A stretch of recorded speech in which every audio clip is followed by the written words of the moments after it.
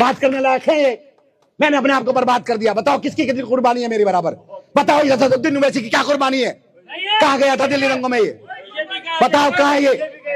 आपकी सीट को भाजपा को पहुंचाने वाला आपका हमदर्द होगा। आपके नेता को जिसको पूरा हिंदुस्तान जानता हो उसे हराने के लिए ये आ गया, ये आपका हमदर्द है? ये हमदर्द है? अरे ये हमदर्द नहीं है। पूरा दिन हो गया इसे आधिया, पूरा दिन आपकी वोट को जज्बात के साथ बांटना चाहता है। अभी 25 को फिर आएगा, 27 को फिर आएगा, 30 को फिर आएगा। आपकी सीट भाजपा को देना चाहता है, आपकी सीट भाजपा को। मुझे यह उम्मीद थी कि मैंने आवाज उठाई है, मैंने आपकी लड़ाई लड़ाई है, मेरे सामने ये नहीं लड़ाएगा। लेकिन मुझे बड़ा दुख हुआ, बड़ा अफसोस हुआ जिस दिन मुझे हराने के लिए ये यहां आ गया। आपके शाहबुद्दीन खत्म हो गए, मुख्तार अंसारी खत्म हो गए, और बहुत सारे खत्म हो गए। कौन है आपकी लड़ाई लड़ने वाला? आज वोट कटवा पार्टियां दूसरों की मदद करने के लिए, बताओ कैसे जीतेंगे वो?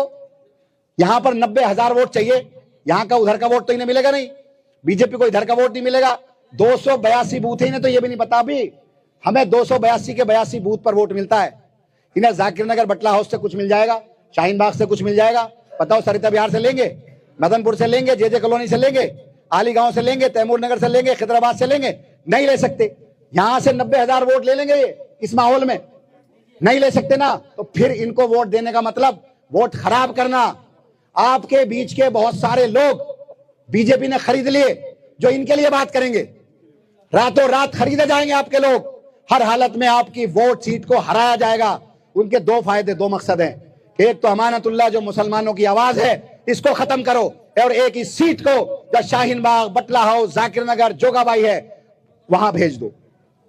आप सोचो अगर भाजपा जीत गई तो ये 4 मंजिला इमारत रहेगी। आज पानी की शिकायत मुझसे कर रहे हो, मैं दूर कर दूंगा। ये करने आएंगे, झाड़ू लगाने आएंगे, आपकी सीवर साफ करने आएंगे, सड़कें बनाने आएंगे। भाई साहब अगर 1 साल सड़क टूटी रही, 2 साल टूटी रही, 5 साल टूटी रहेगी, ये नहीं आएंगे। आज गफ्फार मंजिल में एक सफाई वाला नहीं आता, आज जसोला के अंदर एक सफाई वाला नहीं आता। वहां तो वही है पार्षद, उसकी बीवी पार्षद है, मनीष जैसा जहरीला आदमी। अगर यहाँ जीत गया, आप सोचो ये जो आप बिल्डिंग है एक नहीं बचेगी। शिफा जेल में क्यों है और केजरीवाल जेल के बाहर क्यों है? शिफा जेल में क्यों है? अमानतुल्लाह को बेल क्यों हो गई? सिसोदिया को बेल क्यों हो गई? शिफा को बेल क्यों नहीं होती? जैन को बेल हो जाती है, ताहिर हुसैन को बेल नहीं होती है। बताओ कौन किससे मिला हुआ है, ये आपको 5 तारीख के दिन तय करना है।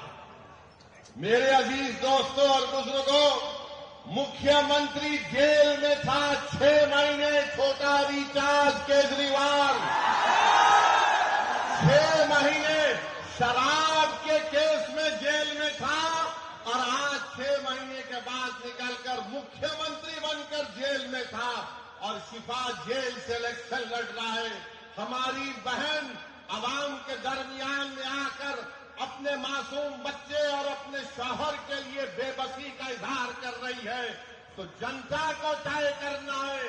अगर केजरीवाल इलेक्शन लड़ सकता है और जीतने का दावा कर सकता है, तो ओखला की आवाम में अगर हमीयत है, और अगर ओखला की आवाम में हमीयत है, मुझे यकीन है, अगर आप में हरारत है, अगर आपके दिलों में एक बेदारी है, तो आपको 5 तारीख के दिन के खिलाफ रहम करना पड़ेगा। इस देश में अगर केजरीवाल को बेल हो सकती है और इलेक्शन लड़ सकता है 6 महीने के बाद, तो शिफा को हम जेल में बिठाकर इलेक्शन जिताएंगे। ये जमहूरियत की कामयाबी होगी। अगर नरेंद्र मोदी के पार्टी में ऐसे 90 एमपी हैं जिन पर क्रिमिनल केसेस है, तो मजलिस ने कोई गुनाह नहीं किया, कानून इजाजत देता है।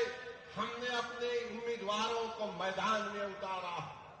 जो लोग ये आम आदमी पार्टी के कह रहे हैं नहीं वोट कटेगा, अरे 94 से लेकर 2019 तक यहां से अल्पसंख्यक समाज का उम्मीदवार एमएलए बना। अब तुमको बीजेपी कैसे याद आ गई? तुमको ईडी पकड़ के लेके गई, तुम कौन सी चाय पीकर बेल हासिल करे हमको बताओ। तुमको बेल कैसे मिल जाती है, शिफा को क्यों नहीं मिलती?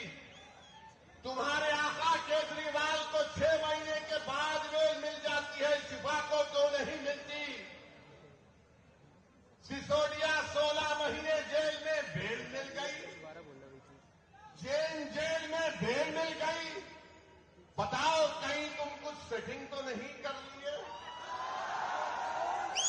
तुम मुझ पर इल्जाम लगाते हो और आज हम मजलिस उम्मीदवार खड़ा करें तो नहीं बीजेपी जीत जाएगी। अरे ओखला की वोटर लिस्ट केजरीवाल तेरे मुंह पे फेंक कर कह रहा हूं, यहां से सिपाही जीतेगा इंशाअल्लाह ताला। ये डराने का काम मत करो। आप आम आदमी पार्टी के लोगों नहीं बीजेपी आ जाएगी। मुझे मालूम है कि तुम्हारे दिल में डर पैदा हो गया है। तुमको नजर आ रहा है तुम्हारी नाकामी जो इंशाअल्लाह हकीकत में तब्दील होगी। लोग बोल रहे हैं और मैंने खुद देखा है, 5 साल पहले भी मैं आपके दरमियान में आया था और आज भी आया हूं। ओखला में कोई डेवलपमेंट, विकास, तरक्की नजर नहीं आती। केजरीवाल, मैं तुझको चैलेंज कर रहा हूं, सुबह आ जा इस रोड पर, तू यहां ठहर के बोल। सुबह 9 बजे आ जा केजरीवाल, मैं भी आता हूं। तुमको एक आवाज सुनाई देगी, पानी ले लो, पानी ले लो, पानी ले लो। पहली मंजिल पर कहा जाएगा 25 रुपये, दूसरी मंजिल पर 30 रुपये।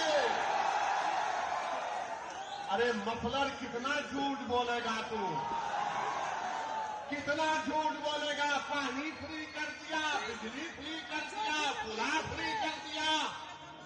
मोदी जी भी बोल रहे ये फ्री लो, वो फ्री लो। ये क्या इनके अब्बा के अकाउंट से दे रहे हैं? फ्री लो, फ्री लो। ये जनता का पैसा है।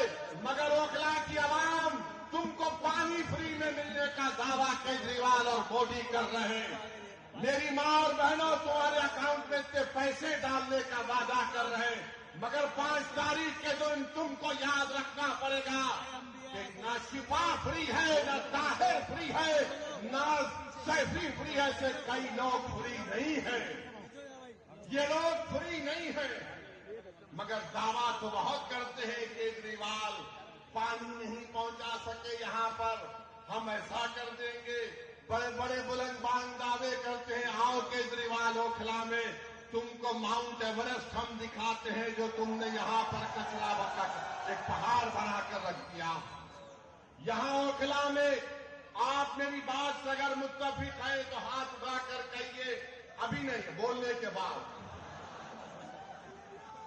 1 गज जमीन की कीमत कितनी है? 3 लाख के ऊपर है ना, 3.5 लाख के करीब है। 3 साढ़े 3 लाख। 100 गज का फ्लैट 60 लाख के ऊपर है। बताओ फिर यहां पर डेवलपमेंट क्यों नहीं हुआ? जब इतनी महंगी जमीन है, इतने महंगे फ्लैट बिकते हैं, तो फिर यहां पर डेवलपमेंट क्यों नहीं हुआ? 10 साल से केजरीवाल मुख्यमंत्री हैं, सब जगह डेवलपमेंट हो रहे हैं। अरे केजरीवाल, जो आज गलियों में मैं पैदल चला, तुम 10 मिनट चलकर दिखाओ। मुझ पर तो आज फूल बरसाए गए, तुम पर चप्पलें बरसाए की आवाज। इतने खड्डे यहां पर हैं, इतने खड्डे यहां पर हैं, गंदगी है, ना सफाई का कोई इंतजाम है, और 10 साल से बाजा बजा रहे। याद रखो, ओखला की आवाम, मोदी और केजरीवाल दोनों भाई भाई हैं, एक सिक्के के 2 रुख हैं। इनमें कोई फर्क नहीं है, बिल्कुल कोई फर्क नहीं है। इनकी सोच है। ये दोनों आरएसएस से निकले हैं। एक आरएसएस की शाखा से निकला, एक आरएसएस के इंस्टीट्यूट से निकला। इन दोनों में कोई फर्क नहीं है। हिंदुत्व की बात दोनों करते हैं। अरे बोलो, तुम्हारी जबान पे कभी नाम आया 5 साल में ताहिर हुसैन का?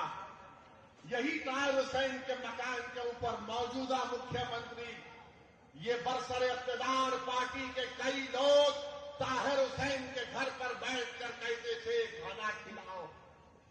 और जब ताहिर हुसैन जेल को चला गया तो तुमने उसकी तरफ देखना तो छोड़ो, तुमने उसका नाम तक नहीं लिया। बताओ, मैंने कौन सा गुनाह किया?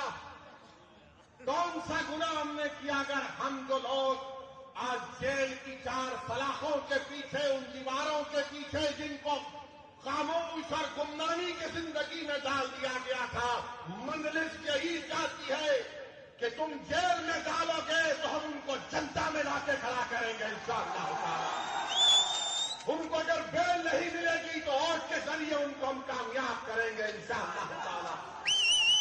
ये अदालत इंडिपेंडेंट है, हम इसकी इज्जत करते हैं, मगर उन सरकारों ने उनको जेल में डाला था। कानून का इस्तेमाल सरकार ने किया और क्या गलती थी शिफा की कि CAA का एहतजाज शिफा ने करवाया था। बहुत अच्छा किया।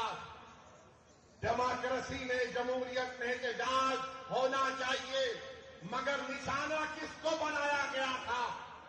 जब शाहीन बाग का यह एहतजाज जो पूरे मुल्क के लिए एक मशाले राह बन गया था, यही केजरीवाल ने कहा था ये बीजेपी स्पॉन्सर्ड है। खोखला की आवाम, आज आपके पास एक मौका आ रहा है कि जिन्होंने आपके एहतजाज को बीजेपी स्पॉन्सर्ड कहा था, आप अपने वोट के जरिए उनको आपको जवाब देना है। जब कोविड में तबलीगी जमात के मरकज को ताला लगा दिया गया तो सबसे पहले सुपर स्प्रेडर का नाम तबलीगी जमात को देने वाला कौन था? यही केजरीवाल की सरकार थी। यही केजरीवाल की सरकार थी, जो बाद में अल्लाह ने दिखा दिया कि सब झूठ था। मरकज को बंद कर दिया गया। मेरे अजीज दोस्तों और बुजुर्गों, ये ओखला है जहां पर डॉक्टर जाकिर हुसैन ने अपनी आखिरी सांस ली। ये ओखला